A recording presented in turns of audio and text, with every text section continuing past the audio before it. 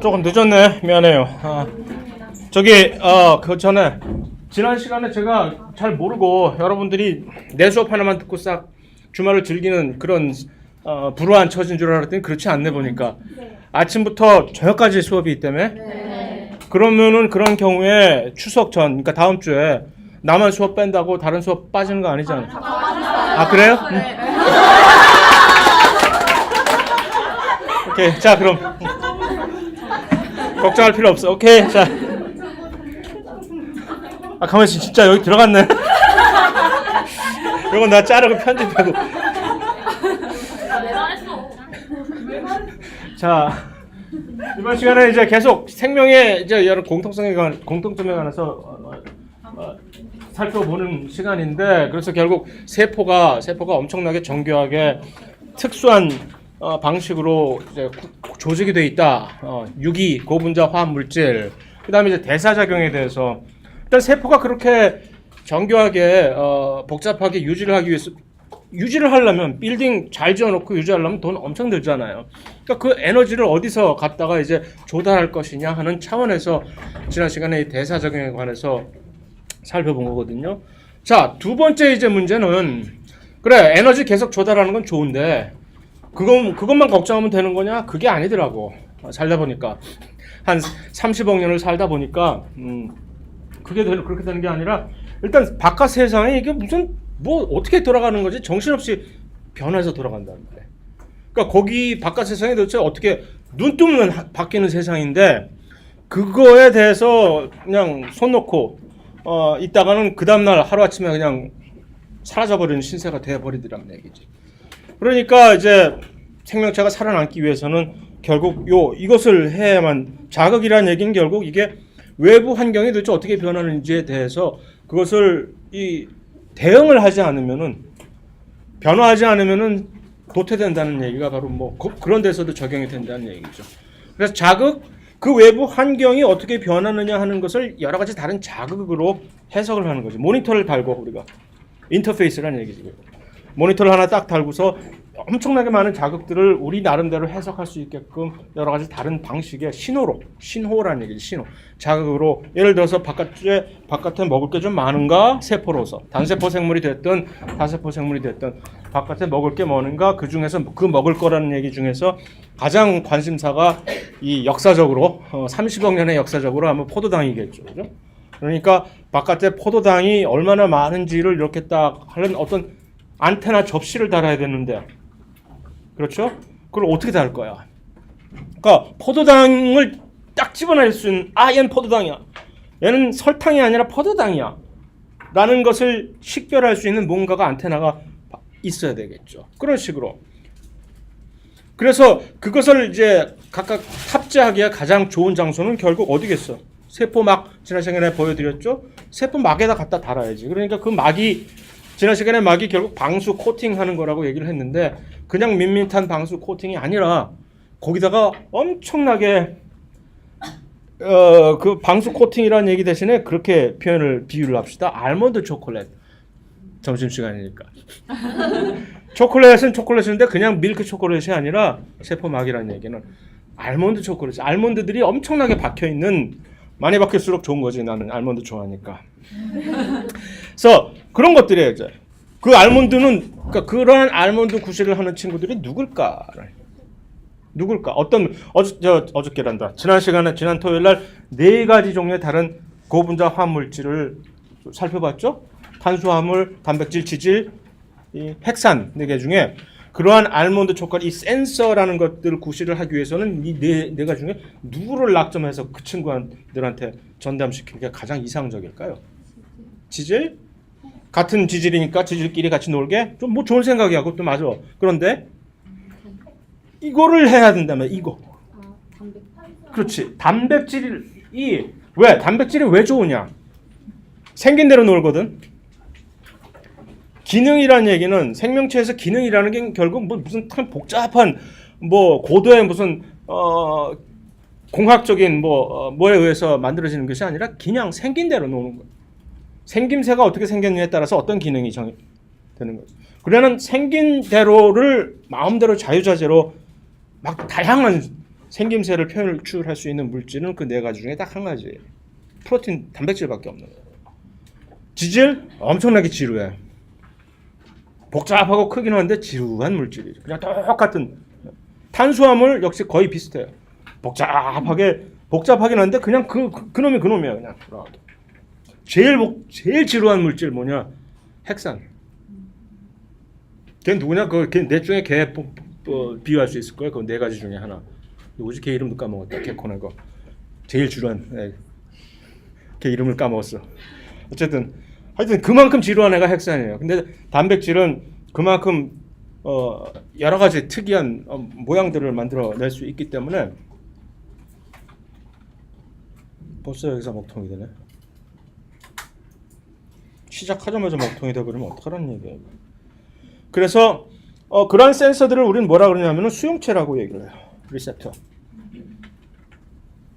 뭐를 이제 받아들이는 게 인식을 한다는 얘기지. 그래서 세포막에 엄청나게 많은 종류의 수용체들이 포도당만을 인식하는 포도당 특별 전담 수용체 예를 들어서 또는 인슐린만을 인식하는 인슐린 전담 수용체 하여튼 물질이 있잖아요. 물질. 칼슘만을 인식하는 칼슘 수용체. 칼슘은 수용만 해서되는 게 아니라 칼슘을 또 우리가 많이 들어와야 되니까 칼슘은 수용체 말고도 또 뭐가 있어야 하냐면 용 대신에 뭐를 쓸까? 운반할 때는 송을 쓰면 되겠지. 수송체, 수용체, 수송체 하는 식으로 별의별 애들이 다 이런 식으로 있어요. 그래서 여기 영어로 이제 트랜스포터라고 하는 게 수송체라는 얘기고. 그러니까 여기 그린 녹색으로 되어 있는 동그란 알갱이들이 이제 운반이 되는 물질이지. 이게 세포의 안쪽이고 이것이 세포의 바깥쪽이라고 쳤을 때 바깥쪽. 이 경우에는 지금 안쪽에서 바깥쪽으로 팡팡 뭐를 쫓아내고 있네. 이 수송체는 양방향으로. 어떤 친구들은 바깥쪽에서 안쪽으로 이것을 계속 수입 전담 수송체가 있는가 하면 또는 안쪽에서 바깥쪽으로 무슨 연유에서인지 다 사정이 있겠지. 바깥쪽으로 쫓아내야 버리는 그런 수송체도 있고. 자, 여기 이 리셉터라는 것이 수용체지. 그러니까 수송체와 수용체가 다른 점은 인식을 하는데 인식을 했다고 해서 얘가 일로 들어오지를 못하는 거지. 이건. 다만 뭐 인식해가지고서 알았어 하고 뭔가를 신호를 마치 전파 신호처럼 뭔가를 세포 안쪽으로 팍 전달을 해줄 수 있게. 도킹, 자극받았어. 계속 밑으로. 그게 수용체들의 일이에요. 그뿐만 아니라 세포막에 효소가 직접 납시어가지고 손수, 몸소 막 일을 하는 경우도 많아요. 그래서 효소가 세포막에서 이렇게 막 화학반을 하고 뿐만 아니라 지하철 손잡이처럼 마치 이 어떤 단백질들은 세포막에 걸쳐가지고서 이렇게 가지고 이 세포 자체가 어떤 큰 뭐 바닥, 벽에서 떨어지지 않도록 이렇게 붙잡아주는 역할을 하던가. 그건 별의별 기기묘묘한 다른 단백질, 기능을 수행하는 단백질들이 세포막에 깔려 있어야 된다는 것을 인식을 해야 된다는 얘기죠. 그 중에 하나가 바로 이 수용체라는. 수용체는 무슨 일을 하느냐? 자극을 받아서 이렇게 그것들을 세포 안으로 전달을 해주는 거지. 긴급 상황이 방영했다. 밖에 먹을 게 하나도 없다. 이게 지금 자극이 안 오면은 먹을 게 없다. 지금 곧 일주일 안에 우리는 굶어 죽는다라는 신호를 보낼 수가 있겠지. 그러면 그 신호가 어떤 방식으로든 가서 그러면 전달이 되면 뭔가를 해야 되겠지. 야, 우리가 이러고 있을 때가 아니야 지금. 긴축. 그래서 잡아먹자. 내가 나를 잡아먹자. 진짜요. 먹을 게 안 들어온다. 그럼 세포 안에 있는 지난 시간에 보여드린 세포 소기관들이 있잖아요. 그걸 먼저 잡아먹어버려. 일단 음식이 도달할 때까지 우리가 잡아먹고 버텨보자. 세포들이 보통 그냥 하고 사는 애들이 아니더라고 보니까. 그래서 그런 전체적인 이 과정을 우리는 신호 전달 과정이라고 얘기를 합니다. 아까처럼 자극을 딱 주면 수용체가 딱 받아서 뭔가를 이렇게 전달을 해야 되잖아요. 세포 입장에서 보면 이게 여기가 세포막이고 여기 신호를 받으면 신호를 저기까지 전달해야 되는 이 길이 엄청나게 긴 여정이란 말이야. 여기서 갑자기 무슨 이렇게 던질 수도 없는 거고 LTE가 있는 것도 아니고 어떻게 할 거야 지금. 그러니까 이 중간중간에 무언가가 여기서 그들을 도와서 1차, 2차, 3차 하는 식으로 이렇게 마치 수건 돌리기를 하듯이 신호가 전달되는 그런 친구들의 그림이 이거예요 결국. 영어로 써있는 걸 한국말로 번역을 결러서 안에서 안 한 건지 못 한 건지 모르겠지만 미안하긴 한데 어쨌든 이 여기 수용체가 있잖아요. 그러니까 자극은 뭐냐? 여러 가지 아까 얘기한 포도당 같은 그런 물질이 될 수 있고 어떤 경우에 심지어 호르몬 많잖아요. 우리 몸 안에 있는 여러 가지 다른 호르몬들도 결국은 그러한 자극이 될 수가 있는 거지. 그래서 그 어떤 호르몬이 표적들이 다 있거든. 아무리 호르몬이 기가 막히고 좋은 효과를 가지고 있어봤자 그 호르몬을 인식을 할 수 있는 그 특별한 수용체가 어떤 특별한 조직이나 세포에 없다면 완전히 소닥보듯이 하는 거지 뭐. 수용체와 그 어떠한 이 물질의 관계는 그만큼 서로 특이적인 거죠. 그래서 이렇게 딱 결합하면 이제 이 릴레이라고 전달이 계속되는 거죠. 신호가. 여긴 간단하게 그냥 화살표를 몇 개로 그냥 그려놓은 건데 매우 복잡한 세포 안에서 여러 가지 복잡한 단백질 내지는 여러 가지 다른 물질들이 연루가 된 엄청난 복잡한 일이 벌어지는 거예요. 결국 어디까지 도달하느냐? 어떤 경우에는 뭐야 벌써 허무하게 어떤 경우에는 그것이 유전자 핵까지 가서 유전자에 도달해서 유전자를 채찍질해서 야 지금 우리가 이러고 있을 때 네가 일을 해야지 빨리 그냥 그래서 유전자가 막 발현이 변해가지고 유전자 발현이라는 얘기를 지금 얼핏 얘기하면 아직까지는 그 뭐지? 대충 감이 안 잡히는 경우도 많을 텐데 어쨌든 유전자가 발현이 된다라는 그 개념이 그게 돼가지고 결국은 대응을 그런 식으로 하는 경우가 있고 어떠한 경우에는 거기까지 갈 필요는 없고 밖에서 아직 5분 대기제로 기다리고 있던 어떤 특별한 효소들한테 가가지고서 야 깨. 그래서 효소를 활성화를 시켜갖고 효소가 알았어 내가 어떻게 해보지. 그러니까 여러 가지 그런 대응이 그런 식으로 다 잘 돼 있게끔 진화가 돼 있었다는 얘기죠. 30억 년 동안 그냥 손 놓고 있었던 게 아니라 엄청나게 그런 진화를 한 거죠. 그런데 이제 그러니까 여기서는 이제 구분이 돼서 에너지만 있다고 되는 것이 아니라 에너지를 가지고서 그 에너지를 얼마나 우리가 극대화시켜서 우리가 잘 보존할 수 있을 것인가 잘 쓸 것인가 하는 거에 관한 사실은 그 반응이 자극에 대한 반응인 것이죠. 그죠? 그래서 어떻게 하면 우리가 오래 잘 살 수 있을 것인가 세포 단계에서 그래서 그것이 여러 가지 환경에 대한 그 반응을 하는 건데 그 중에서도 또 하나 이걸 딱 따로 내 가지고서 어떤 환경에 대한 반응 과정 중에서 이것은 항상성이라고 특별히 따로 꼬집어서 얘기하는 건데 영어로 homeostasis. 일단 항상성이 뭐야? 라고 정의를 해야 되겠죠? 그럼 이제 자 환경이에요. 또 똑같은 환경이 문제입니다. 바깥의 환경은 계속 변화한다고 했잖아요. 그냥 1분 1초가 다르게 막 급변해. 믿을 수가 없어. 그 변화하는 환경이지만 그럼에도 불구하고 뭔가 그래도 우리는 뭔가 지존은 굳굳하게 지켜야 될 우리가 하는 그거는 있어야 되겠다 하는 그러한 것들이 이 항상성이라는 거죠. 그러한 변화하는 조건이지만 그럼에도 불구하고 어떤 특정한 환경 몇 가지는 최소한 예를 들어서 가장 쉽게 우리가 얘를 금방 생각해낼 수 있는 것이 체온 같은 거죠. 바깥의 체온가 영하 3도 무슨 뭐 그다음에 영상 무슨 128도 그럼 죽나? 까지 왔다 갔다 하더라도 우리는 그러도 어떻게 해서든지 안에는 37도를 섭씨를 유지를 해보려고 별짓을 다 하잖아요. 그래서 128도로 올라갈 때는 막 땀을 흘리고 영하 3도까지 내려갔을 때는 마구 에너지를 써가지고서 열을 발산시키고 하는 그러한 그게 뭐 항상성의 일종이겠죠. 그래서 똑같이 어떤 것을 일정하게 유지를 한다고 생각할 때 그것은 이제 우리는 보통 화학적인 화학 반응으로 생각할 때는 같은 거 똑같이 항상 언제나 똑같이 유지하는 거 그것을 평형 상태라고 이제 평형 상태가 도달을 하면 화학 반응을 할 때 화학 반응이 왜 일어나느냐 지난 시간에 이제 자발적인 반응과 비자발적인 반응을 설명을 했잖아요. 자발적인 반응은 그냥 가만히 내버려둬도 지들이 알아서 막 불 붙어가지고 그냥 반응이 일어나는 그런 반응이 왜 일어나느냐 왜? 서로 똑같아지기 위해서 그런 거죠. 화학 반응이 예를 들어서 A와 B가 결합을 해서 갑자기 C와 D가 됐다 보통 일반적으로 이렇게 했을 때 이게 왜 자발적으로 만약 반응이 일어나느냐 하면 이렇게 돼서 하면은 여기에 원래 있던 에너지 준위하고 여기 있던 에너지 준위가 나중에 이 평형 상태가 되면 이게 화살표가 양방향으로 이제 일방통행에서 양방향으로 변하면서 그럼 이 에너지 준위가 똑같아질 때까지 왜냐하면 에너지 준위를 많이 가지고 있으면 불안하다고 그랬잖아. 그 불안한 에너지를 어떻게 해서든지 토해내려고 하는 것이 물질들의 본성인데 그것이 이제 전반적인 이런 화학적인 평형 상태에 도달했다고 얘기를 하는 거거든요.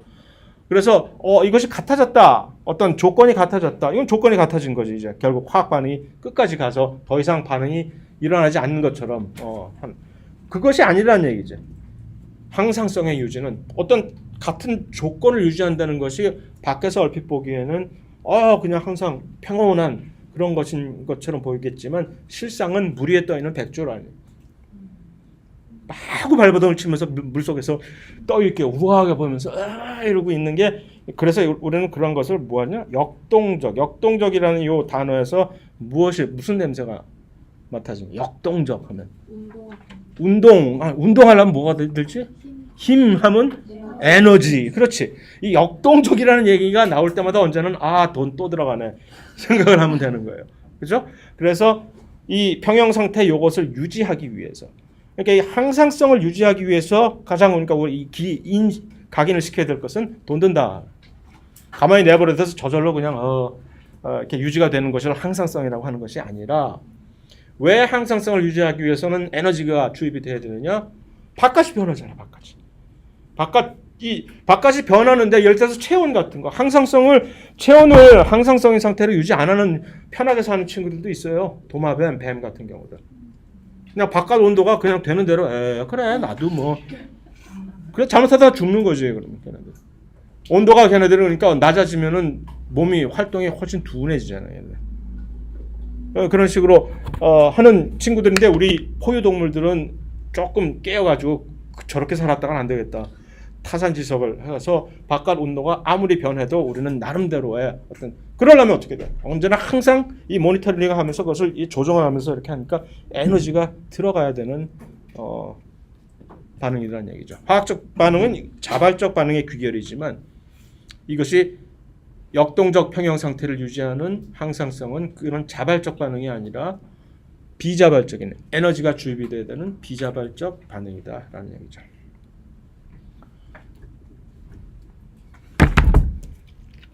약간을 이용해서 이러다 또 쏟을라. 교수님, 예. 그러면은 포유동물이 보통 수명이 좀 길잖아요. 그럼 그거는 이런 항상성을 유지해서 수명이 꼭 그 수명 자체가 이 항상성 때문에 그렇다고 누가 그렇게 열심히 연구해본 일은 없지만, 거기에 대해서 수명과 항상성의 상관관계는 없지만, 일반적으로 생각해 그거는 아닐 거다라는. 항상성은 항상성이고 수명은 다른 이유 때문에 여러 가지 수명 얘기도 이제 나중에 나올 거예요. 왜 수명을 어떻게 하면 길게 할 수 있느냐 뭐 하는 얘기가 나오는데, 계속 영원히 살고 있으면서 수명에 관심이 자, 요게 그래서 항상성을 잘 보여주는 대표적인 그림이라고 해가지고서 이게 한 대학교 3, 4학년 전공자들이 이제 수강을 하는 세포생물학이라는 원서 책이 있어요. 세포생물. 그 책에 항상성에 대해서 설명을 하면서 거기에 관련된 이 그림으로 요게 나와 있어서, 그래서 타코나하우스 요걸 빼가지고서 항상성을 설명할 때 완전히 전공도 아닌 비전공자 완전 생판 모르는 사람들한테 이런 어려운 그림을 보여주면서 잘난 척을 계속 몇 년째 하고 있다는 얘기지. 뭐 대단한 것처럼 말이야. 그래서 한번 봅시다. 뭐길래 도대체 전공자들만 이걸 보는 거야? 아니 뭐 별거 아닌데. 그런 뜻에서 한번 보자니. 자, 여기서 두 가지의 서로 다른 종류. 아메바야, 아메바. 나의 favorite. 아메바라고 하는 것이 뭐에 속한다 그랬죠? 원생 생물 중에 하나라고 했죠. 그러니까 진핵 생물이라는 얘기지. 단세포 생물이긴 하지만 진핵 생물. 근데 살아 있을 때와 죽어 있을 때, 자, 이 둘 중에 어느 쪽이 살아 있는 아메바? 왼쪽. 그러니까 쭈글쭈글렁박인 아메바가 지금 살아있을 때 아메바라니. 이러면서 아메바들은 저 안에 지금 세균이 잡혀먹혀 들어가고 있거나 이게 점심 식사란 말이야 지금. 이럴 때 아메바는 사실 이렇게 세포 표면이 쭈그렁쭈그렁한 이유가, 이러고 있다가 갑자기 세균이 중간에 접근을 하잖아요. 갑자기 여기가 쭉 뻗어나가지고 이걸 딱 세균을 잡은 다음에 들어와서 이렇게 꿀꺽. 그러니까 입도 없는 것이 세포막을 가지고 그냥 세포막 어디든지가 나는 입이다라고 하면서 마구 이렇게 음식을 갖다가 집어넣는 그런 방식으로 하기 때문에 이 표면이 이렇게 쭈그렁쭈그렁하게 돼 있단 말이야. 그런데 돌아가신 다음에는 완전히 그냥 펑 퍼짐하게 그냥 세포막이 쫙 퍼져서 이렇게 되는 거예요. 그런데 이제 여기서 어떤 학자들이 관심사가 갑자기 살아있을 때 얘네들 안에 있는 ATP의 농도가 ADP와 자 ATP와 ADP는 뭐가 차이가 있지? ATP 충전이 되어 있는 배터리, 그죠? 에너지원으로서 ADP는 방전된 배터리지. ATP를 사용하면 뭐가 돼요? ADP가 되지. 지난 시간에 보여드렸잖아요. 그랬다가 우리가 밥을 먹으면 밥에 있는 에너지를 꺼내가지고서 ADP를 다시 ATP로 바꾸는 이 반응에 그 에너지를 쓸 수가 있죠. 그죠? 그랬을 때 보니까 뭐 별로 놀라울 일은 아닐지 모르지만 이야 ATP의 농도가 ATP보다 엄청 높다.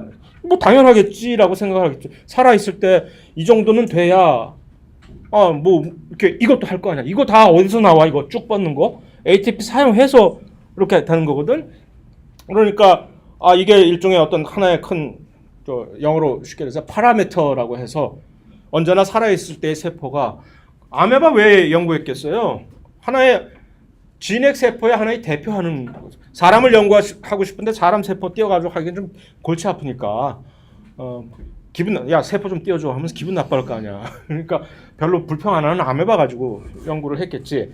그러니까 보통 일반적으로 살아있을 때 세포의 ATP의 농도는 언제나 ADP보다 이 정도로 최소한 거의 한 10배 정도 가량 높구나. 이 수치가. 그럼 이것이 언제나 항상성인가? 라고. 항상성이지. 언제나 모든 세포를 이렇게 딱 조사를 해보면 10대 1의 거의 비율로 ATP의 농도가 ADP의 그게 유지가 되는 거라는 얘기지. 그런데 문제는 그냥 쉽게 생각을 했었는데 죽은 아메바를 비교를 해보니까 갑자기 이게 없어져 버리네. 어떻게? 10대 1로 10대 1보다 훨씬 더 높게 이제는 ATP의 농도가 갑자기 확 올라. 죽은 지 30초 만에 이렇게 변해버리는 거지. 뭐지 이거? 왜 이렇게 되는 거지? 자, 일단 이 그림을 비교하는 이유는 목적은 뭡니까? 항상성을 이해하기 위해서 비교하는 거죠. 그러려면 일단 이 미스터리를 해결을 해야 돼. 아니 도대체 갑자기 아메바가 죽자마자 ADP의 농도가 갑자기 확 올라갔을까? 라는 것을 설명할 수가 있어야지. 왜 그럴까요? 뭐야 이거? 왜 설명이 없는 거야? 설명을 머릿속에 담아오라는 얘기야. 뭐야? 자, 왜 갑자기 ADP의 농도가 갑자기 높아졌을까? 죽었을 때. 에너지를 다 써서 30초 안에 다 썼단 말이야? 잡을 수 있는 힘이 없어. 팽창하는 에너지? 퍼질 때 에너지? 그냥 죽으면 그냥 다 저절로 저렇게 되는 거야. 가만히 내버려둬도 죽었는데 뭘. ATP가 세포의 배터리 같은 거 가졌는데 배터리가 갑자기 꺼지니까 배터리가 갑자기 꺼지면은 보통 이 배터리 꺼도 나중에 껐다가 다시 켜면 그대로 보통 남아있는 걸 우리는 생각하지 않나? 근데 이 여기에서는 조금 다르네. 대충 비슷한 얘기인데 조금만 더 생각을 해봐요. ADP에서 ATP를 만드는 화학 반응은 무슨 반응이라고 그래? 그지? 이화작용이라고 그게 ADP가 ATP가 되는 게? 동화작용. 동화작용은 무슨 반응이지?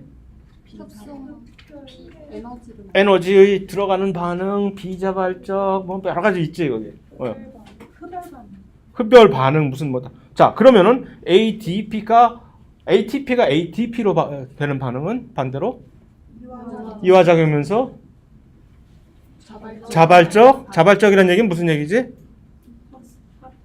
가만 내버려둬도 그냥 확 일어난다는 얘기지. 자, 자발적 살아있을 때는 비자발적, 자발적 반응을 둘 다 할 수가 있지. 내 마음대로. 비자발적 반응은 내가 에너지를 사용하면 되니까. 죽었어 이제. 그 어떠한 비자발적 반응도 더 이상 수행을 못하는 거지 이제. 죽었으니까. 아무것도 대사작용을 못하잖아. 그냥 가만히 내버려 두는 거야 이제 다. 그러면 그 중에서 오로지 지가 스스로 그래도 죽은 상태에서 시험관 안에서도 일어날 수 있는 그런 반응만이 일어나겠지. 이용해야죠. 그러니까 갑자기 순식간에 ATP들이 전부 저절로 ATP로 바뀌어버리는 거지. 그 얘기는 다시 말해서 이것은 비자발적 반응에 의해서 열심히 일해서 에너지 써서 만들었다는 얘기가 되는 거잖아요. 이게 아무것도 몰랐던 상태에서. 그래서 이 특별한 조건, 이만큼의 많은 양의 ATP를 유지를 한다는 것 자체가 결국 얘네들 덕택에 얘네들의 희생으로 이거를 분해를 해서 그 에너지를 뽑아가지고서 그것을 이렇게 쌓아놓은 그러한 비자발적 반응의 동화작용의 하나의 표본이었다라는 얘기죠. 그것이 그러니까 이것이 바로 이 두 개의 비교가 항상성 유지의 대표적인 예가 될 수가 있는 거지. 그 얘기는 메시지는 뭐지? 우리에게 전달하는 메시지는 항상성이라는 것은 이렇게 에너지를 사용을 해서 항상 역동적으로 유지를 하는 거구나. 하다가 보니까 죽으면 그것을 못 하는구나. 역동적인 유지란 얘기가 에너지를 드려야 되는데 내가 죽으면 에너지가 어디 있어? 그런 얘기예요. 자, 생장과 발생이다. 생장인데 호미오스테이스가 나와? 이게 뭔? 여러분들은 제대로 가지고 있어요? 여러분들도 호미오스테이스라고 써 있어? 차라리 영어를 쓰질 말든가. 그로스지 어떻게 생장을 호미오스테이시스라고? 이게 그로스라고는 보이긴 해요? 네. GROWTH예요. 글씨를 참 학원을 다니든가 해야지 글씨 쓰는 법을. 생장과 발생이라는 이런 얘기인데 생장이 뭐고 발생은 뭘까? 두 과정 다 뭐냐면은 요 세포 분열이라는 것을 해야만 되는 거예요. 생장 커지는 거지.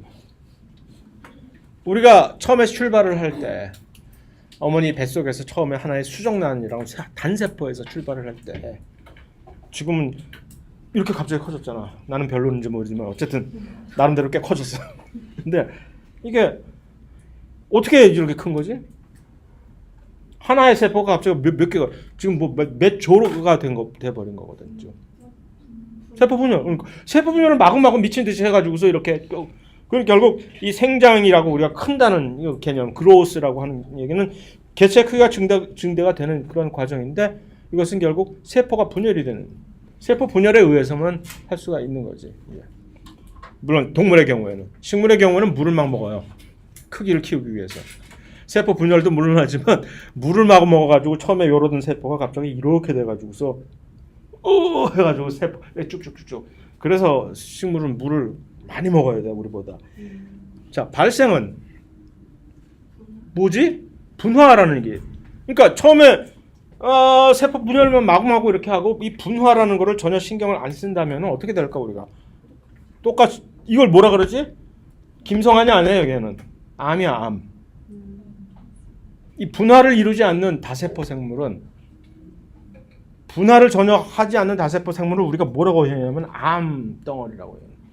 그래서 그렇게 되면 엄청나게 민폐를 끼치게 되는 거거든요. 그러니까 반드시 세포 분열을 하는 동시에 그러니까 이 다세포 생물이라는 이 운명에서 단세포 생물의 경우는 그냥 자 이제 보세요. 수정란에서 일단은 처음에 수정란이 세포 분열을 할 때는 미친 듯이 분열만 해 그냥 막 아무 생각 없이 아주 짧은 기간 동안 그러다가 정신을 차리고서 분열을 하면서 심지어는 각각 처음에 분열을 하면 세포 크기가 반으로 작아질 거 아니에요. 그럼 그 크기를 다시 키우는 동안에 시간을 좀 주어야 걔네들이 다시 커져서 이제 다시 분열을 우리가 3장에서 살펴볼 텐데 3장이나 4장에서 그것도 신경 안 쓰고 그냥 무조건 분열만 하니까 나중에는 이 각자 세포들이 너무 작아져 가지고서 아주 크기가 처음보다 그 정도까지 갔다가 이제는 정신을 차리고 여기서부터는 그만. 여기서부터는 이것도 신경 쓰자 해서 분화라는 것을 같이 동시에 병행을 하면서 막 분열을 해 나가거든요. 그 결과가 이렇게 지금 이미 이 상태에서 아직 세상 바깥에 빛을 구경도 못한 상태에서 이미 이거 보세요. 이 모든 다른 조직으로 분화라는 개념은 뭐지? 각각 다른 지역이 세포가 생김새가 달라지고 모양이 달라지고 아까 뭐라 그랬어요? 생긴 대로 논다고 얘기했지. 모양이 달라진다는 얘기는 기능이 달라진다는 얘기지. 그래서 모양과 기능이 전부 확 변해지는 그러한 과정을 우리는 분화라고. 그 분화를 이렇게 차례로 계획적으로 시기적으로 차례대로 수행을 하는 것을 우리는 발생이라고 얘기를 해요. 그래서 이것을 꼭 해야만 되는 거지. 단세포 생물의 경우, 아까의 경우 아메바라든가 세균이라든가 분화 신경 쓸 필요가 없는 거지.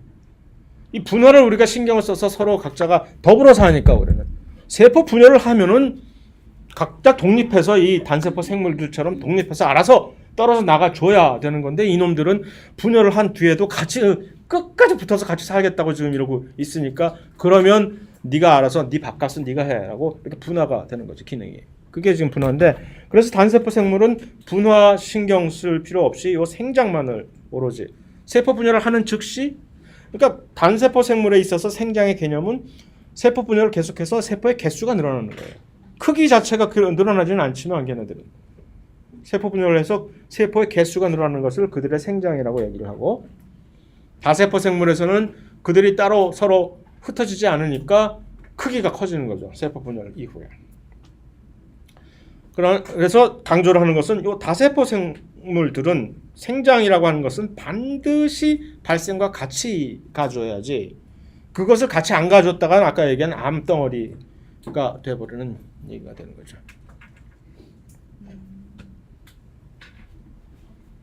응? 끝났네? 허탈하네?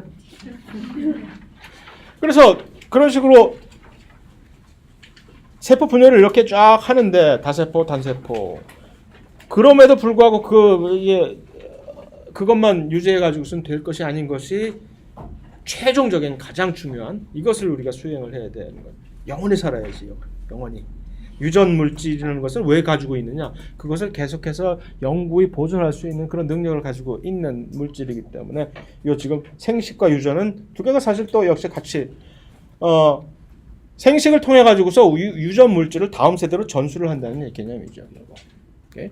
생식이 반드시 우리가 알고 있는 그러한 생식을 하고 있는 것이 아니라 일단 아까 얘기했듯이 계속 영원히 살 수 있는 유일한 방안 현재로서의 기술 수준에서 우리가 계속해서 영원히 나의 생명을 유지하고 싶으면 그 생식이라는 그 행동을 수행을 할 수밖에 없는 곧 이제 이 과학이 조금만 더 발달을 해가지고 곧 뭐 생식 같은 거 신경 안 쓰고도 영원히 살 수 있는 날이 곧 올 수 있을지는 모르겠으나 아직까지는 그래서 그런데 이제 두 가지 영혼이 어떻게 살까 할 때 이제 두 개의 갈림길이 있었을 때 어떤 그룹의 이 생명체들은 나는 이 길을 택하겠어 라고 이렇게 하고 또 다른 계통의 생명체는 아니야 난 그래도 이쪽 방향으로 갈래 해서 하나는 무성생식이라고 하는 것. 무성생식이라는 얘기는 우리가 생각하는 이 암수의 구분 그러니까 배우자를 지금 유성생식이라는 이 개념 우리가 지금 어쩌다가 재수 없이 이 길을 가기로 우리 선조들이 이미 결정을 했기 때문에 이렇게 따라가고 있는 건데 얼마나 복잡한 일이에요 이게 지금. 일단 유성생식이라는 걸 하려면 배우자를 찾아야 돼 서로. 그 배우자를 찾는 이 과정이 얼마나 골치 아픈 일인지 알아 이거 지금. 정말 골치 아픈 일이고 비싸고 하다가 배우자 찾으려고 하다가 그냥 생식이라는 생자도 한번 건드려 보지 못하고 사라져간 목숨들이 얼마나 많아요 지금. 그러니까 그런데 이제 무성생식은 그냥 자기 혼자 스스로 계속해서 복제는 클론이라고 알잖아요. 뭔지 클론이 뭔지. 그러니까 이 유전체라고 하는 이 개념이 유전체는 뭘까? 유전자라고 하는 건 뭔지 알죠 대충. 뭐 정확히는 모르겠지만 정확한 개념은 이제 나중에 3장에서 우리가 정의를 하겠지만 유전자 대충 뭔지 알잖아. 그 유전자라는 것은 근데 개별적인 개념이에요. 근데 유전체라고 일단 전체적인 개념을 여기다 부여를 한 거죠. 여기다가 이 OME 하나만 딱 붙여주고서는 모든 거를 다 통틀어 이제 칭하는 거다라고 하자라고 해서 지놈이라고 이렇게 지놈. 그러니까 한국에서는 이게 지놈이 게놈으로 갑자기 발음이 변해가지고서 게놈 하는데 왜 옛날에 독일어 공부를 많이 하신 선배님들 때문에 그런 거죠. 그분들은 이걸 개로 해가지고서 게놈. 왜 게놈이야 이게? 그러면 지인도 기인이라 그래야지. 근데 지인을 전체적인 한 개인 또는 한 종의 유전자들의 전체 총합을 지놈이라고 얘기를 하는 거예요. 예를 들어서 단백질이 프로테인이잖아요 영어로. 그런데 이것도 이런 식으로 해서 그럼 뭐라고 해요? TOM이라고 써요. 그러면 단백질체 해가지고서 한 세포 안에 있는 존재하는 단백질 총합을 그냥 프로티움. 이게 10년도 안 되는 개념이에요. 그러니까 훨씬 전에 제가 대학원 때는 듣기 시작했지. 제가 학부 때만 해도 이런 단어가 없었던 개념이지. 지놈이라든가 프로티옴이라든가는 새로운 개념이지. 왜냐하면 옛날에는 전부 하나하나만 열심히 이렇게 한우물만 파해서 공부를 하던 그런 시절이었는데 저 첫 시간에 얘기했잖아요. 그런 식으로 공부했더니 될 일이 아니라고. 전체를 보자. 그래서 한꺼번에 일망타진하자. 그래서 옛날에 예를 들어서 낚시를 할 때 요 낚싯대로 하던 것을 요새는 크레인을 몰고 가서 그물체로 고기를 잡아오는 시계 방식의 이 접근 방식 하다 보니까 이런 게 막 튀어나오는 거죠. 유전체. 그래서 그러니까 모든 유전체를 다 가지고 있는 그러니까 전체지. 이 유전체를 전부 다 남겨준다는 얘기죠. 다음 세대에다. 뭐 그렇잖아요, 당연히. 생식할 때 내 거 있는 거 중에서 몇 개만 골라가지고서 이거는 보니까 병이 있어 이거 그러니까 병 없는 유전자만 줄게 내가 이렇게 못하잖아. 전체를 다 물려주는 그런 얘기인데 클론을 생산을 하는 거죠. 그대로 복제가 되는 거니까. 유성생식은 아까 이게 배우자를 이렇게 짝을 짓겠다는 얘기는 뭐지? 우리 같이 반땅하자라는 얘기잖아. 내가 반 낼 테니까 너도 반 줘. 그래서 우리 같이 유전체를 서로 합해서 다음 세대에 우리 같이 우리의 운명을 하나로 이렇게 우리의 미래를 같이 한번 그런 얘기거든요. 그래서 그 얘기는 뭐냐면은 서로 섞인다는 얘기지. 재조합이 유전체가. 그래서 여기서 새로운 개념이 나오는 거죠. 배우체라고 하는 특별한 세포가 생기는 거예요. 세포가 일반적으로 우리가 이렇게 이 세포들은 그냥 체세포들, 일반적인 세포예요. 근데 우리가 이러한 유성생식을 하기로 결정하면은 뭔가 특별한 그것만을 전담하는 새로운 세포를 만들어야 되는 거지. 그것을 특별히 뭐라고 지칭을 할 거냐? 배우체라는 세포로. 배우체가 우리가 흔히 알고 있어요. 정자, 난자가 배우체라는 세포지. 좀 다르잖아, 세포가. 걔네들은 뭐 딴 데가 우리가 특별한 다른 용도로 전혀 쓸 일이 없는 오로지 바로 그 생식만을 전담하게 되는 특수한 세포잖아요. 그런데 그것뿐만이 아니라 이들의 내부는 유전적으로 일반적인 세포가 또 달라요. 곧 얼핏 얘기하고 그것이 어떻게 해서 달라지는지는 이제 나중에 3장에 가서 좀 더 자세히 살펴보겠지만 이 두 개의 배우차가 다시 결합을 해서 원상태에 원래 우리가 가지고 있었던 전체는 보통 일반적인 세포로 회복을 한다거나 할까? 그렇게 되면 우리는 이것을 접합자, 수정란이지 이게 수정란. 접합자라고 얘기를 하는. 이 두 개의 각각의 서른 암수에서의 배우체들이 서로 이제 결합을 하게 되는 그러한 과정을 계속 반복을 하게 되는 거겠죠. 이 접합자에서 아까 그 그림 보여드렸듯이 세포 분열을 마구 해가지고서 이렇게 몇 조의 세포들이 이렇게 쭉 생겨난 다음에 그 중에서 일부는 이미 우리가 발생 과정에서 따로 살짝 간직해 놓는 거지. 그래서 얘는 너는 이따가 나중에 나의 미래를 위해서 큰 기능을 수행해줘. 너는 배우체 세포야 라고 이렇게. 그러고 있다가 나중에 그래서 계속 그런 식으로 반복이 되면서 생명이 계속 영속성을 유지를 해오고 있었다는 얘기죠. 그래서 이 그림에서 보면 그냥 이 무성생식을 그냥 하고 있는 이러한 여러 가지 세포들, 진핵세포들 중에서도 그냥 무성생식을 그냥 수행하는 세포들 많아요. 무성생식이 그냥 어떤 이 세균에서만 보는, 세균 하면 우리가 일단 선입관이 낙후된 뭐 생각하기 쉽지만 세균은 물론 유성생식을 안 하죠. 무성생식으로 계속 클론을 주로 일단 만들어내지만 여러 가지 다른 진핵세포들도 특히 식물 계통의 저들이 그냥 아주 엄청나게 거의 대부분이 많은 경우가 그냥 자기들 무성생식으로 클론을 그대로 만들어내고 있거든요. 왜 이러는 걸까요, 얘들은? 왜 무성생식을 할까? 빠르잖아. 아까처럼 배우자 막 이렇게 찾아다닐 필요 없이 그냥 어느 때든지 언제든지 마음만 먹고 그냥 복제하자가 빠르고 간단하고 그다음에 이제 그러니까 경제적이고 에너지 낭비 없고 엄청 좋지. 금방. 그러면 왜 우리는 그 짓을 안 하고 이런 쓸데없이 멍청한 이런 짓을 하는 걸까요?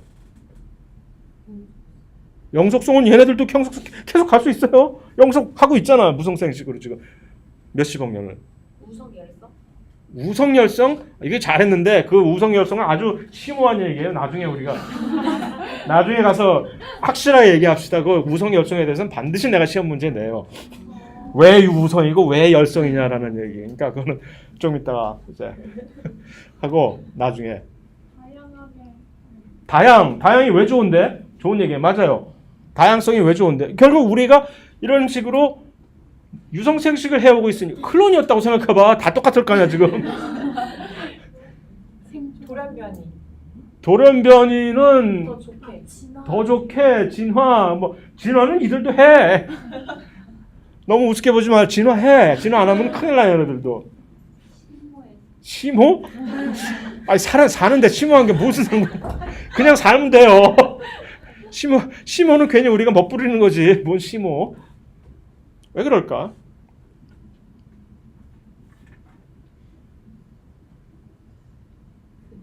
갑자기 여기에 태풍이 쳤다. 갑자기 태풍이 쳐서 또는 갑자기 여기서 온도가 128도로 올라가 버렸다. 순식간에 어떻게 될까? 다 죽을까? 무성생식으로 클론들은 그러면 반응이 똑같으니까 다 유전적으로 다 똑같고 다 죽을 거예요. 금방. 근데 갑자기 128도로 환경이 변한다고 해도 분명히 내가 얘기했지만 이 중에 누군가는 살아남아요. 그 다양성이 아까 그 다양성이라는 얘기는 그만큼 다르다는 얘기예요. 그러니까 그러한 다양성을 미리 딱 이렇게 가지고 있기 때문에 그러한 환경 변화에 의해서 반응하는 이 대응 방식이 제각각이 돼 있는 거거든요. 그러니까 전체적으로는 개념을 봤을 때 이것은 일시적으로 순간적으로 근시안적으로 매우 빠르고 자기의 종족을 확 퍼뜨리기에는 좋을지 모르나 한번 무슨 일이 한번 닥쳤다 하면 완전히 대박 아니면 쪽박인 거지. 그러니까 이거. 근데 쪽박 찰 일이 훨씬 많은. 그러니까 이런 이 무성생식으로 생식을 하는 친구들은 그렇게 하니까 웬만하면 한 번에 엄청나게 많은 양의 자손을 만드는 것이 이들아. 그러지 않았다가는 그러면서도 나는 1년에 하나만 나올 거야. 무성생식을 하는데 아마 멸종. 10중 8구는 멸종이에요. 근데 유성생식을 하게 되면은 이런 다양성을 왜냐면 아까 얘기했던 그 다음 고스톱 치는데 계속 그 다음 판에 패 섞어야지. 패 섞으면 다음 패가 막 다른 게 들어오잖아. 결국 그 패 가지고 서로 하는 것이기 때문에 그 섞는다는 것이 바로 그런 재조합의 의미가 유전적으로 이렇게 섞어야 우리가 이렇게 지금 서로 다른 이유는 아까 얘기한 돌연변이 첫 번째. 그 돌연변이가 각각의 일어난 것들을 이런 식으로 유성생식을 하면서 마구 섞었기 때문에 천차만별로 이렇게 달라지는 거죠. 이 다양성이 그래서 좋은 거예요. 그러니까 어디든지 사회적이든 이 무슨 생물학적이든 다양성이란 이 가치는 그만큼 언제나 우리가 항상 보존을 하려고 노력을 해야 되는 동일성. 옛날에 무식하게 제가 국민학교 다닐 때는 국민학교 다닐 때는 그걸 학교에서 일부러 가르쳤어요. 우리는 이 혈통이 전혀 섞이지 않은 순수한 우수한 민족이다라는 미친 소리를 가르치고 그건 정말 나 바보다라고 스스로 고백하는 거하고 똑같아요. 피가 섞여야 되고 유전적으로 섞여서 다양성을 언제나 유지하고 있어야 이것이 우수한 혈통적으로도 우수하고 어떤 환경적으로 어떤 고난이 닥쳤을 때도 훨씬 대응 방식이 어쨌든 그거 얘기하려고 한 게 지금 아닌데 여기서 자 보세요. 요 유성생식을 할 때 지금 우리가 요 정자와 난자라고 하는 두 개 아까 뭐라 했죠? 배우체를 만들어내게 되죠. 일반적인 세포에서. 그랬을 때 이게 뭐가 다른가? 사람 하면 일단 우리가 대충 그 정도는 알고 있을지 모르는데 염색체 수가 우리 각각의 세포에서 하나 조사를 해보면 몇 개의 염색체를 가지고 있죠? 46개. 어떻게 알았지? 46개 맞아요. 46개의 염색체를 가지고 있단 말이에요. 그런데 그 46개의 염색체는 그 근원이 어떻게 되지? 다시 한번 잘 설명하면 응? 엄마한테 23개, 아빠한테 23개 받은 게요. 그 얘기는 뭐지? 엄마 거 23개, 아빠 거 23개 다 보면은 이들이 전부 각각 뒤섞여갖고 나중에 46개가 돌아다니는데 나중에 가다 보면 이 누가 아빠 건지는 사실 구분은 못하지만 최소한 우리가 각각의 염색체를 1번부터 이렇게 46번까지 번호를 매긴다고 할 때 46번까지 번호는 안 매기겠지. 1번, 1-, 2번, 2- 이렇게 번호를 매기겠죠. 왜? 엄마한테 받은 거, 아빠한테 받은 거 그거 똑같은 염색체일 거 아니야. 그게.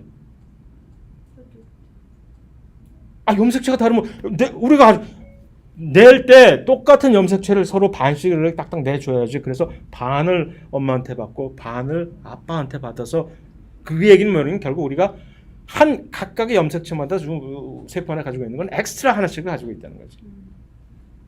두 개의 염색체, 한 쌍의 염색체들을 전부 가지고 있다는 얘기지. 덕분에 어머니가 반을 주시고 아버지가 반을 주셔서 나는 덕분에 한 쌍의 각각의 염색체마다 한 쌍으로 가지고 있습니다라는 얘기죠.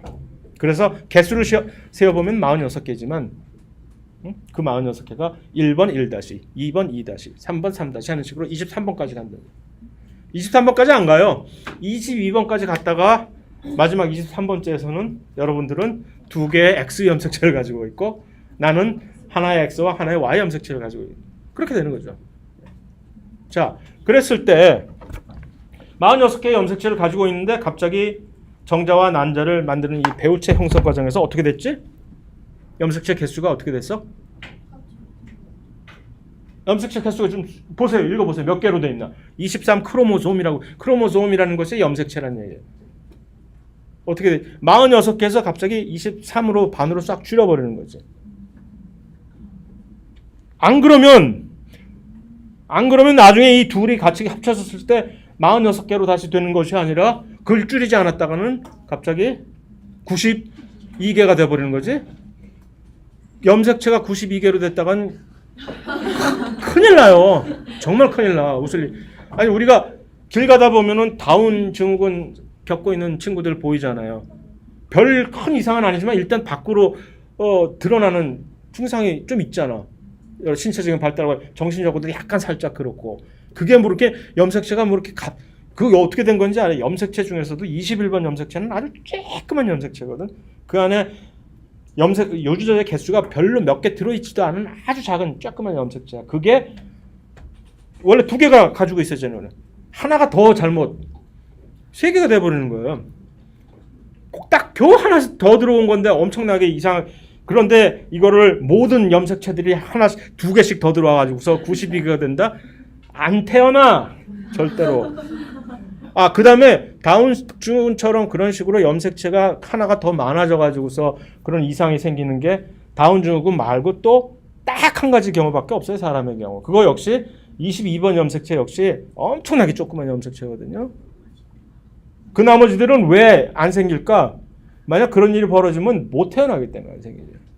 다른 나머지 1번, 2번, 3번, 4번 그런 염색체들은 진짜 길고 그 안에 들어있는 유전자 개수도 엄청 많거든. 그런 염색체가 하나라도 더 들어왔다간 엄청난 큰 그 후폭풍을 감당을 할 수가 없어서 제대로 정상적인 사람이 못 태어나는 거예요. 하나가 덤으로 생겨도. 하나가 빠진다는 건 말할 것도 없고 두 개가 있어야 되는데 하나밖에 안 들어왔다. 뭐 그건 정말 말도 안 되는 얘기예요. Y 염색체만은 예외예요. Y 염색체는 없어도 되고 그 안에 들어있는 유전자가 몇 개 안 돼. 정말로 몇 개 안 되고. 뭐 나중에 더 재밌는 얘기 할 것이고 일단 여기서 그러니까 이것을 정확하게 줄여야 된다는 얘기죠. 이 배우체라는 개념이 특별한 배우체가 왜 특별하냐? 일단 원래 46개 가지고 있었던 것 중에서 그럼 다 골라야 되는데 46개를 이렇게 23개로 줄이는데 숫자로만 줄였다가는 큰일이 나지. 46개를 이렇게 반으로 또 퉁 쳤는데 갑자기 그 반이 보니까 1번이 2개가 들어와 있고 4번은 하나도 안 들어와 있고 그러면 이걸 줬다가는 갑자기 유전자가 없어져 버리는 거죠. 자식에서. 큰일이. 그러니까 46개를 정말 모든 46개 중에 하나, 최소한 하나는 여기에 들어와 있는 대표를 그렇게 반으로 줄여야 되는 엄청나게 조심을 해야 되는 과정이라는 얘기죠. 그것을. 그래서 그런 식으로 해서 각각을 23개로 줄인 다음에 23개로 줄이는 것뿐만이 아니라 그 줄이는 23개는 모든 21번부터 23번까지가 전부 다 여기 와 있어야 된다는 얘기죠. 그래야 제대로 된 생식이. 그런 정말 엄청난 노력을 해가면서도 이렇게 이 짓을 하는 거지. 왜? 효과가 있으니까. 대가가 있으니까. 환경이 변할 때 이런 식으로 다양성을 제공을 할 수가 있기 때문에 그런 것입니다. 그래서 자 아직 쉴 시간 안 됐죠? 지난 시간에 하도 내가 까먹어가지고 노예를 적셔야겠어요. 진화라는 것은 그러니까 이게 최종 끝판. 자, 여태까지 생명의 지금 여태까지 공통점을 이렇게 해서 뭐 정교한 조직부터 얘기를 해오고 있는데 사실은 이 영특한 머리로 여러분들이 가만히 생각해 보면 이거 사실 다 각각에 떨어져 있는 그런 사안이 아닌 거지. 처음에 세포라는 것을 특별하게 생명체를 이루는 기본 단위로 일단 시작하기로 결정한 다음부터는 숙명적으로 이렇게 따라다니는 모든 사안인 것이에요, 이게. 그러니까 세포가 이렇게 이루어졌기 때문에 그러한 세포는 엔트로피가 엄청나게 낮은 비자발적인 것이다.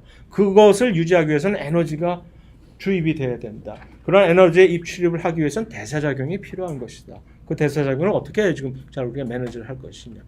뿐만이 아니라 밥만 먹고 사는 것이 아니라 바깥에 어떻게 세상이 돌아가는지를 적응하지 않으면 살아남지를 못한다. 그러니까 환경에 대해서 대응을 하고 그다음 대응하는 과정 중에서 어떠한 특별한 일정한 몇 가지 요소들은 우리가 항상 일정하게 유지를 해주는 어떤 기작을 가지고 있어야 뭔가 이게 결국 처음에 시작 세포라는 것을 만들어서 시작을 해서 목표는 어떻게 하면 내가 죽지 않고 계속 살아남을 수 있을까라는 것을 추구를 해와서 현재까지는 성공을 해오고 있던 지금 성공담이지. 현재까지 여러분들이 있다는 얘기는 성공해왔다는 얘기고 이것이 그런 과정에서 결국은 가지고 있지 않으면 안 되는 그런 특성들을 지금 우리가 하나하나 살펴본 거잖아요, 지금 이렇게. 그죠? 그래서 그런데 이제 마지막으로 가장 중요한 왜 이렇게 됐느냐라고 하는 것이 바로 이 진화라는 사안이거든요. 진화란 무엇이냐? 하나의 이론이죠, 이론이지만 그냥 하루아침에 어떻게 잠자다가 뭐 조상님이 나와가지고서 나한테 얘기를 해줘서 한 그런 것이 아니라 엄청나게 계속 이 조사를 해보고 검증을 해보고 해서 나름대로 일단 완성을 한 완성도가 꽤 높은 이론인데 무슨 이론이냐? 어디다 쓸 수 있는 이론이냐? 생명체를 이렇게 살다 보면 이 안에서뿐만 아니라 바깥에도 마찬가지고 이 안에서만 봐도 이것은 금방 우리가 알아차릴 수 있는 이 공통성과 다양성. 왜 모든 생명체를 다 볼 때마다 이것은 마치 분리를 할 수 없는 동전의 양면처럼 같이 따라다니지. 얘는 딱 보면 모두가 다르지. 심지어 일란성 쌍둥이도 다르잖아. 다른데 그만큼 다르면서도 또 뭔가 있잖아. 우리가 공통적으로 가지고 있는 꼭 그런 것들. 비단 이런 생김새뿐만이 아니라 생김새도 왜 우리는 꼭 다리를 2개하고 팔은 꼭 2개라 하면 안 돼? 사람뿐만이 아니라 개도 그렇고 무슨 뭐 원숭이 다 그렇지. 동물들은 다 그렇잖아. 눈은 왜 꼭 2개야? 한 3, 4개 있으면 좀 안 되나? 뒤에도 달려있으면 좀 좋아? 근데 눈은 왜 꼭 2개만 좀 모든 동물들이 눈은 꼭 2개를 달려있지? 최소한 거의 모든 동물들이 뭐지? 이런 것들 예를 들어서 그러면 그 다음에 그거보다 훨씬 더 그 안으로 들어가가지고서 세포 단계에서 봤을 때 아니 왜 도대체 모든 세포들은 유전 물질을 DNA만 사용해야 되는 거야? 무슨 뭐 독점 계약을 맺은 것도 아니고 딴 거 쓰면 안 돼? 근데 DNA를 전부 다 유전 물질을 쓰고 더더군다나 제일 더 수수께끼는 이거 뭐야 여기 얘가 뭔데 도대체 우리는 얘를 꼭 유일한 에너지원으로 써야 되는 거지? 동물, 식물뿐만 아니라 뭐 세균 뭐 어디를 가도 이것이 바로 이 세포 안에서 그 쓰는 에너지원이란 말이야. 좀 희한하다는 얘기지. 이러한 공통성 그러면서도 또 다 다르고 각자가 이것을 어떻게 설명할 수가 있을까? 여러분들 같으면 이걸 동시에 모순이 되지 않게 이것을 설명할 수 있는 방법이 없을까? 라고 한 것이 바로 진화론인 거죠. 그러니까 요거를 만들어 봐야지. 단군 신화를 하나 만들어 놔야 되는 거죠. 그래서 이 공통조상이라고 하는 그런데 이제 공통조상 중에서도 단군을 지금 얘기한 이유는 제일 밑에 지금 30억 년 전에 태초에 빵 하고 나는 이제 바야흐로 지금부터 나는 생명체임을 선포한다라고 이제 딱 나타난 등장한 바로 그 생명체 최초의 생명체를 우리는 루카라고 이제 얘기를 하는데 루카라고 내가 썼나 안 썼구나. 별거 중요한 건 아닌데 레스트 찾아보면 금방 나오는데 레스트 universal. A가 왜 이러냐? universal. C는 뭘까? 공통, common.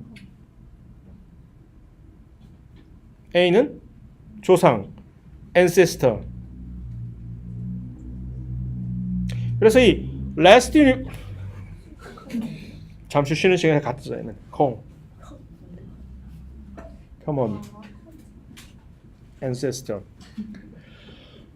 그래서 이 가장 last라는 얘기는 마지막인데 사실은 최초지. 그러니까 이게 태초에, 그러니까 공통 조상을 우리가 거꾸로 거슬러 올라가는 거지. 자, 여기서 사람과 침팬지의 얘기를 얼핏 하면 가장 알아듣기가 쉬워요. 사람하고 침팬지가 현재 존재하는, 생존하는 동물 중에서 가장 가깝다고 얘기를 하잖아요. 그 얘기는 무슨 얘기야? 유전적으로 우리가, 아니 진화적으로 사람과 침팬지가 가장 가까운 두 지금 종이라고 하는 얘기는 조상이 같다는, 조상은 다 같다니까? 같은데 가장 가까운 과거에 이 공통 조상을 같이 공유했었던 친구들이라는 얘기죠. 그림을 어떻게 그리면 되느냐? 이렇게 그리면 되는 거예요. 친구? 친구 하면 뭐야? 할아버지인가? 침팬지는 잘못 인식을 하는 경우가 있어요. 처음에 다윈이 진화론을 처음에 그런 식으로 1800 몇 년도에 그때 처음으로 주창을 했을 때 그 유럽 사회가 뒤집어져 버렸어. 여러분들 같은 귀부인들이 제일 신경질을 낸 거지. 뭐? 우리가 저 원숭이, 그때 그 아프리카에 있는 흑인들도 사람으로 안 치던 그런 시절에, 아니 원숭이가 우리의 조상이란 얘기야? 하면서 얼마나 분개를 했겠어. 그 얘기가 아니지. 지금 보는 그 원숭이가 조상이라고 하면 좀 기분이 나쁘겠지만 그것이 아니라, 원숭이는 원숭이 나름대로 기분 나쁘지. 듣는 원숭이 기분 아니 뭐냐면 그들도 나름대로 진화를 했단 말이야. 열심히. 어떤 그것이 무슨 뭐 50만 년 전일지 100만 년 전일지 모르지만 그 가장 가까운 과거에 가보면 그때는 원숭이, 아니 그 침팬지 사람을 도저히 구분을 할 수가 없는 같이 그냥, 그것이 바로 공통 조상인 거지. 여기서 진화를 통해 가지고서 갑자기 갈라져 버리는 거지. 그 개념을 지금 설명하는 거지. 진화가 어떻게 이것을 갈라지게 만든 것이. 그래서 갈라져서 서로 이제 각자 갈 길 가자 이제 하다 보니까 나중에 100만 년 후에 가서 만나보니까 너 이제 너무 낯설다. 옛날에는 같은, 그래서 이제 너무 낯설다가 이제 서로 다른 종이라는 얘기예요. 종. 그래서 이 루카라고 하는 이 공통조상이 무슨, 예를 들어서 한 30억 년 전쯤에 태초로 생겨난 생명체로서의 주상이면 이런 식으로 이제 우리는 나뭇가지가 쭉쭉 뻗어나가듯이 하는 식으로 표현을 하는 거예요. 그래서 시간이 계속 흘러나가는 거지. 시간이 쭉쭉쭉 올라오면 이 진핵생물, 세균, 여긴 고세균이라고, 영어로 아키 하면 아키올로지가 고고학이잖아요. 하는 식으로 아키아라는 얘기가 세균은 세균인데 마치 고조선, 아닌가 고조 할아버지 세균처럼, 그런 얘기 안 쓰나? 고조 할아버지 그런 세균을 아키아라고 얘기를 해요.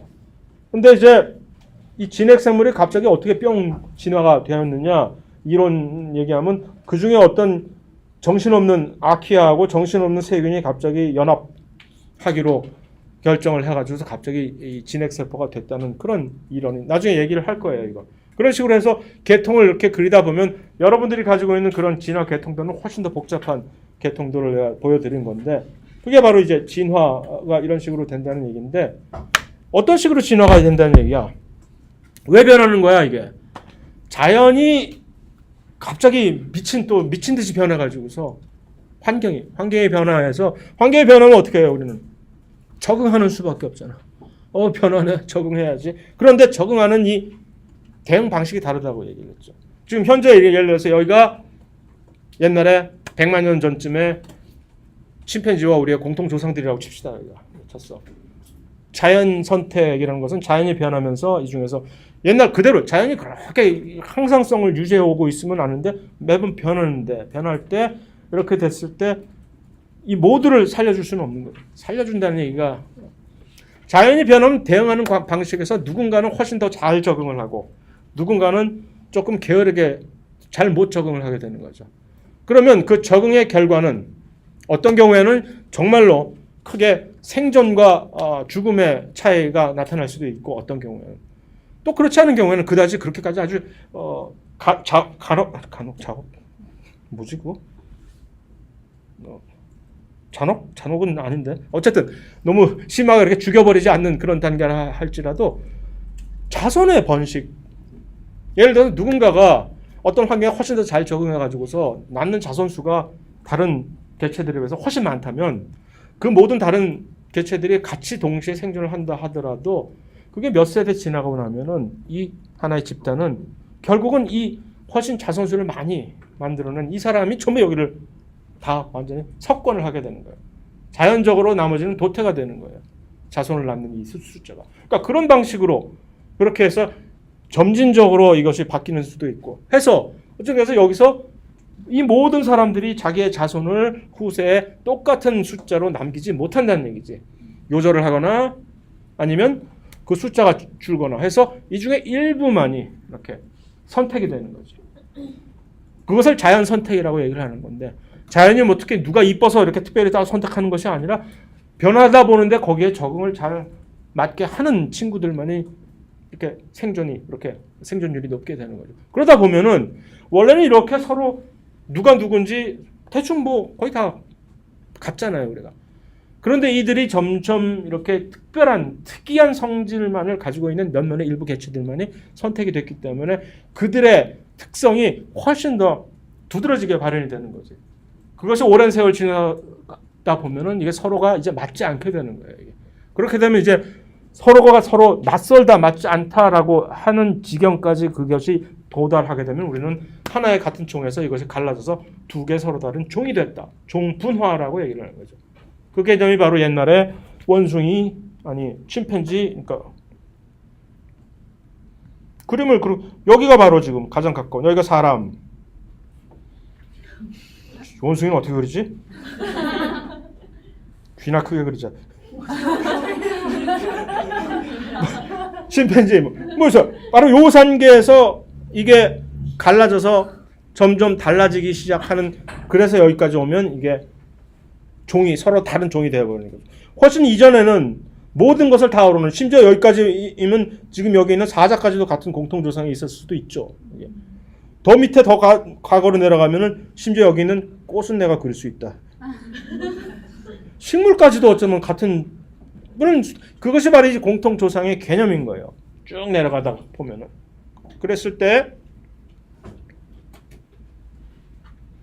종이란 생물학적인 종 개념, 요게 마지막 쉬는 시간 전에 그럼 종이란 얘기는 뭐야? 낯설다? 뭐가 어떤 기준이 낯설다야? 더 이상 교잡이라고 해서 아까 얘기했지. 왜 침팬지와 사람이, 아까 얘기 안 했구나. 침팬지와 사람이 왜 서로 다른 종이냐?